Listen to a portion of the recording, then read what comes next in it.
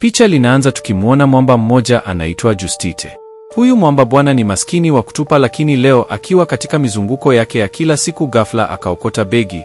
Ili kulifunua anakutana na kiasi kikubwa sana cha pesa. Jamaa alishangaa sana wakati anataka kuondoka, ni kama kuna maskini mwingine aliona. Oho! Jamaa alijikausha kama sio yeye, yaani sasa hakutaka mambo mengi. Moja kwa moja akaamua kuondoka haraka haraka na kuelekea nyumbani kwake. Akafika nyumbani, jamaa akaanza kukagua na kugundua kwamba kweli hizi ni pesa halali, tena ni madola tu. Ghafla wakati anaendelea kusherehekea akaingia mtoto wake. Huyo mtoto bwana anaitwa Philomena. Baba, umetoa wapi pesa yote hii? Mwanangu, Mungu kaamua kutufungulia mlango wa baraka.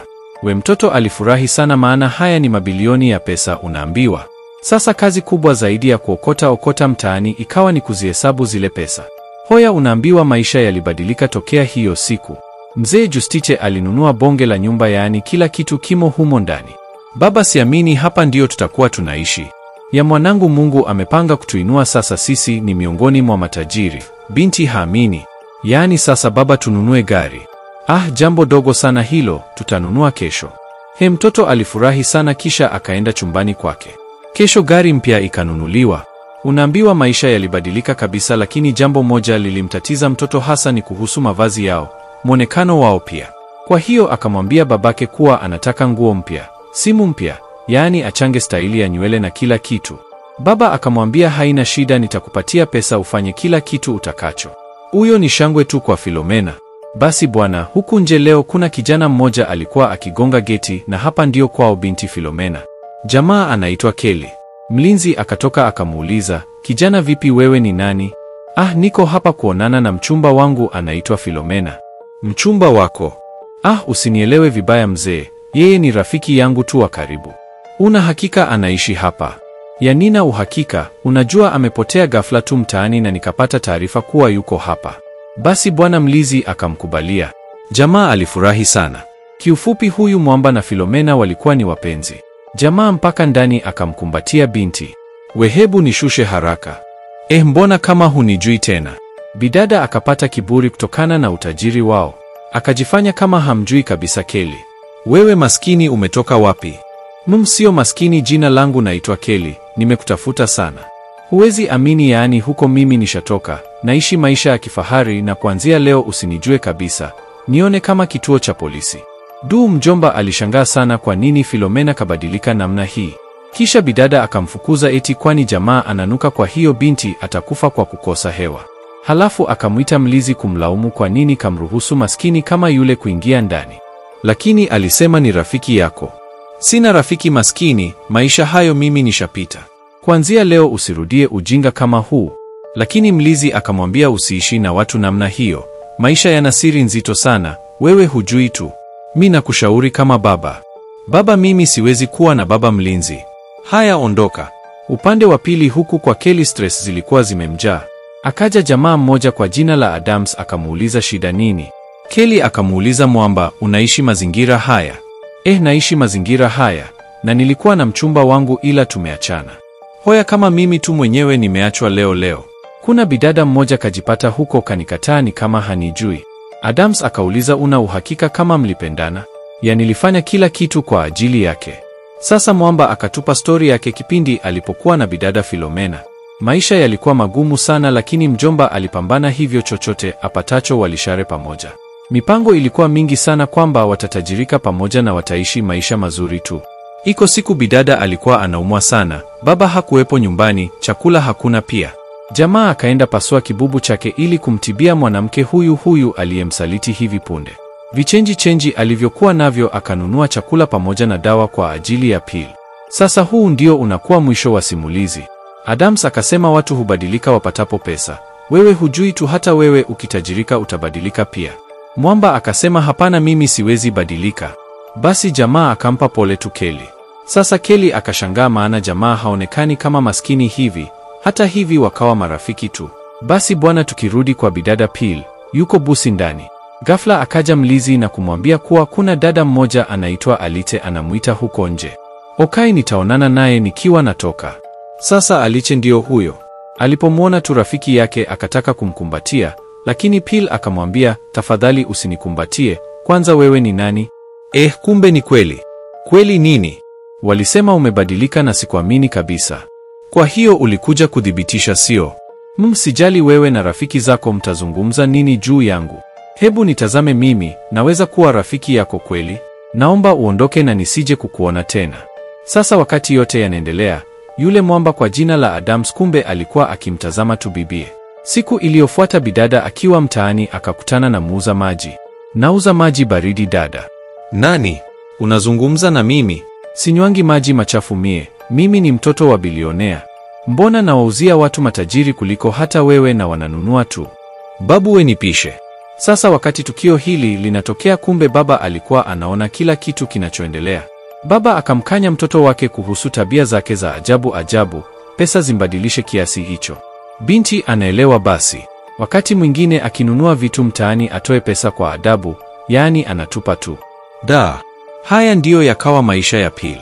Anyuai, siku iliyofuata ilibidi mlizi akamwambie baba ya Pili kuhusu tabia ya mwanaye.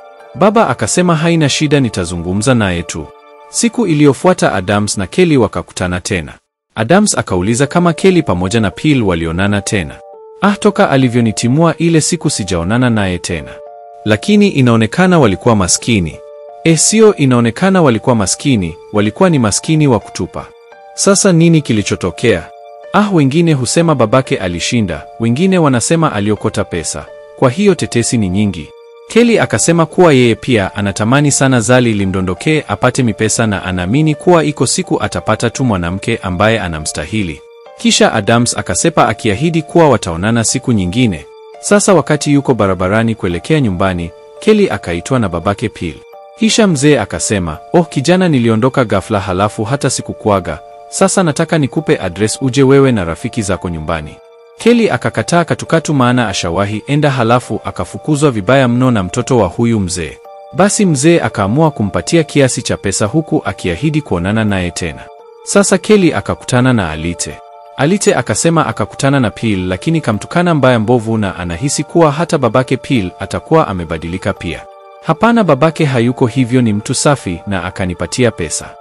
Alite hakuamini na njaa ikamkamata pale pale. Anataka anunuliwe chakula na Kelly. Sasa iko siku Adams akawa amemuona yule binti Pili na akaanza kumfuatilia. Mambo poa tu. Mrembo, unaishi maeneo haya? Naishi jumba lile. Okay, basi natamani tuwe marafiki. Sawa, haina shida. Nikupeleke basi. Mimi nishafika. Basi ingia kwenye gari tupige hata story. Binti akakubali, sikaona gari bwana, na urafiki ukaanzia hapo. Unaambiwa ukaribu ukawa kutosha, wakawa wanatoka out pamoja.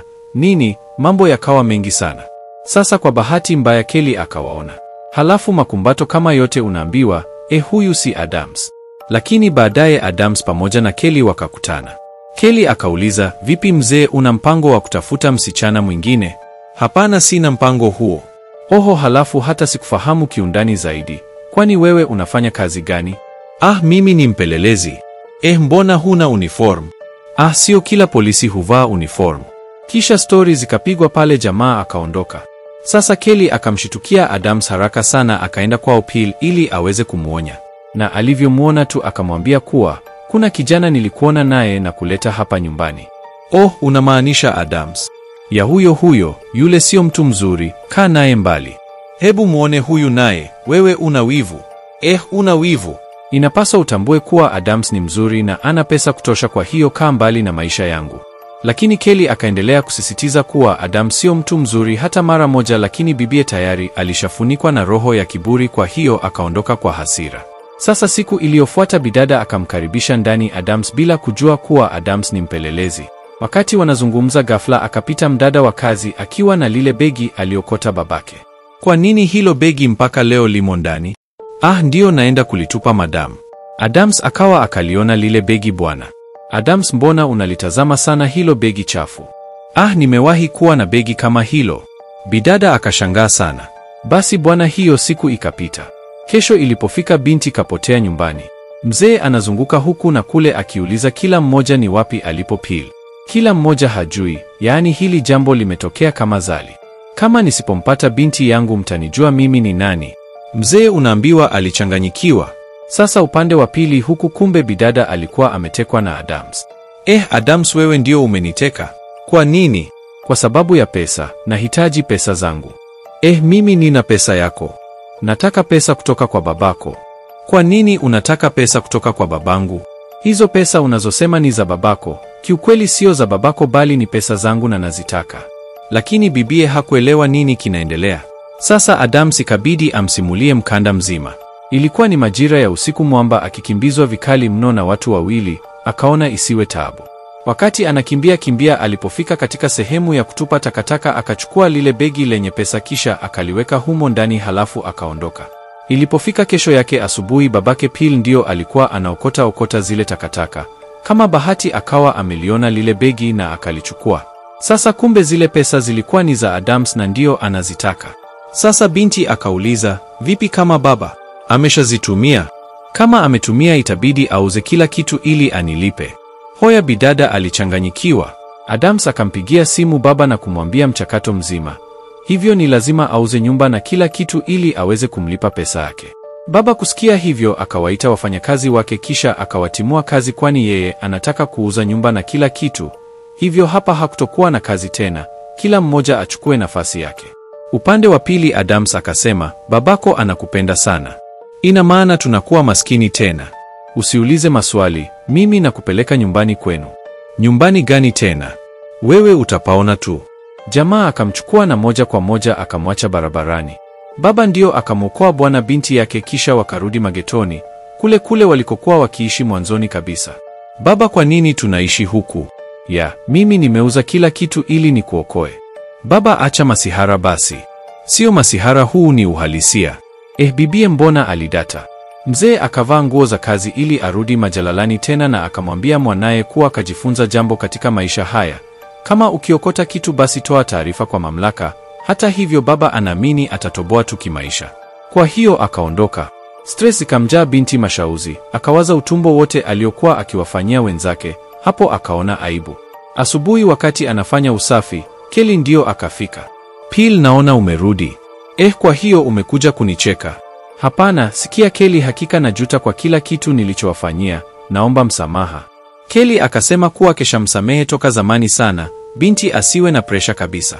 Kisha akamsimulia kuwa yeye alitekwa na Adams, kwa hiyo baba aliuza kila kitu ili amuokoe. Lakini nilikuonya Phil. Najuta Kelly, sikukusikiliza. Yaani wemi naondoka, tutaonana baadaye. Sasa akiwa mtaani si ndio akakutana na Alite. Alite alivyomwona kwa mbali tu akaanza kumcheka mwenzie, maana bibi alikuwa na mikogo hatari. Hata hivyo Phil akaomba msamaha na akamwambia kwamba wayasahau kabisa yaliyopita. Alite akasema, wewe umepoa kwa sababu tu umerudi katika janga la umaskini, usijichetue kabisa hapa. Akamcheka kisha na kuondoka. Sasa bwana, siku moja yule muuza maji akiwa kwenye pita zake ghafla akamwona Phil kwa mbali. Halafu Phil naye ndio anahesabu pesa alizokuwa anauza maji. Kazi ipo leo. Alipofika akamuita, mtoto wa bilionea, vipi tena tunaingiliana mitaa? Kweli maisha yanajua kufunza watu. Wewe ulinicheka sana, sasa nini kimekupata? We acha tu, najuta hata kwa nini nilifanya hivyo, lakini hivi sasa nimebadilika. Muuza maji akamwambia, jifunze kuheshimu watu, maisha hubadilika haraka sana. Phil akaona mambo yasiwe mengi maana ameshasemwa sana, akaamua kuondoka. Lakini ajabu ni kwamba sasa siku iliyofuata Phil anapelekwa katika nyumba mpya. Sasa anashangaa, baba, umepata wapi pesa ya kununua nyumba kubwa kama hii? Baba akasema kuwa akili yake haikuwaza bata tu kama mwanaye, kwa hiyo alijitahidi sana kuwekeza na leo imemlipa. Phil akaona hakika akili yake ilikuwa ni akili mgando, yaani akili ya panzi. Akaapa kubadilika kabisa. Basi bwana, kuanzia hapo akawa ni msaada mkubwa kwa ndugu, jamaa na marafiki, akiamini kuwa maisha hubadilika muda wowote. Akawatafuta rafiki zake wote alioweza kuwakosea na kisha akaanza kuwapatia mtaji na wengine akiwapatia mawazo ya kufanya biashara. La mwisho kabisa akaamua kurudi kwa Kelly na kumwomba msamaha na kuomba penzi lao liendelee. Zile dharau zote zimemwisha. Na hapo inakuwa ndio mwisho wa picha hii. Naamini utakuwa umejifunza jambo.